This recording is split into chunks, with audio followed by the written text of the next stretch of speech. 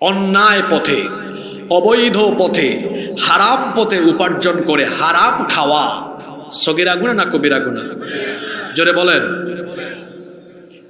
অবৈধ পথে হারাম পথে উপার্জন করে হারাম খাওয়া লোক হারামখোর। আর হারামখোরের ব্যাপারে আল্লাহর নবীর এমন কথা খুব খেয়াল করে শোনেন, যারা অন্যায় পথে অবৈধ পথে উপার্জন করে হারাম খায়, ওই হারামখোরের কোনো ইবাদত বন্দেগী আল্লাহর দরবারে কবুল হয় না। কারণ ইবাদত কবুলের পূর্ব শর্ত হলো, দোয়া কবুলের পূর্ব শর্ত হলো হালাল খাওয়া। যে ব্যক্তি হারাম খাবে, এই হারামখোরের নামাজ, রোজা, হজ, যাকাত সকল আমলকে বরবাদ করে দিবেন কে? আস্তে বলবেন না, জোরে বলেন কে? আবু হুরায়রা রাদিয়াল্লাহু আনহু হাদিসের বর্ণনাকারী সাহাবী। হাদিসটি মুসলিম এবং তিরমিজি শরীফের মধ্যে বর্ণিত হয়েছে।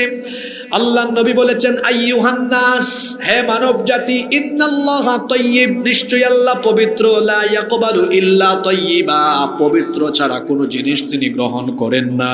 ওয়া আন্নাল্লাহা আমারাল মুমিনিনা বিমা আমারা বিহিল মুরসালিন, আল্লাহ মুমিনদেরকে সেই আদেশ দিয়েছেন যে আদেশ তিনি রাসূলদেরকেও দিয়েছেন।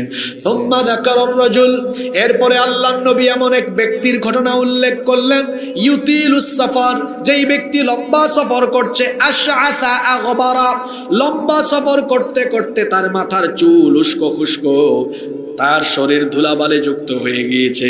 এরপরে এই ব্যক্তি সফরে থাকা অবস্থায় ইয়ামুদ্দু ইয়াদাইহি ইলাস সামা, দুই হাত আকাশের দিকে উত্তোলন করে দোয়া করা আরম্ভ করেছে, ইয়া রাব্বি, ইয়া রাব্বি, হে রব আমাকে এটা দাও, এটা দাও, এটা করো, ওইটা করো। আল্লাহর নবী বলছেন, ওয়া মাতআমুহু হারাম ওয়া মালবাসুহু হারাম ওয়া মাশরাবুহু হারাম। এই ব্যক্তি যে আল্লাহর কাছে দোয়া করার জন্য হাত তুললো, অথচ এই ব্যক্তি হলো এমন, তার শরীর হলো হারাম, হারাম খেতে খেতে তার শরীরের মাংস, রক্ত সব হয়ে গিয়েছে হারাম। তার শরীরের মধ্যে যে কাপড় চোপড় পরিধান করেছে সেটাও হারাম, এমনকি সে যে খাবার খায়, পানীয় খায়, সেটাও হারাম।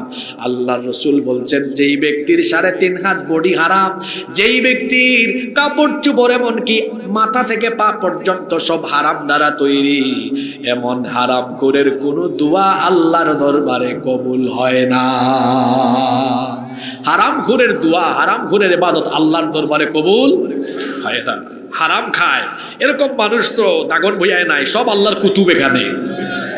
সুদ আছে না নাই? জোরে বলেন, সুদ আছে না নাই? সুদ এটা জঘন্য কবিরা গুনাহ। সুদের 70টার বেশি গুনাহ আছে, তার মধ্যে সর্বনিম্ন গুনাহ হলো নিজের মায়ের সাথে জিনা করা। এমনকি সুদ এমন জঘন্য গুনাহ, আল্লাহর রাসূল